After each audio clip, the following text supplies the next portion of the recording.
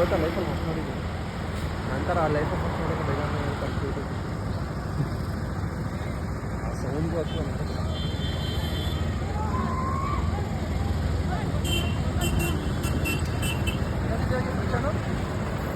ಹುಲಿಕರ ಮತ್ತು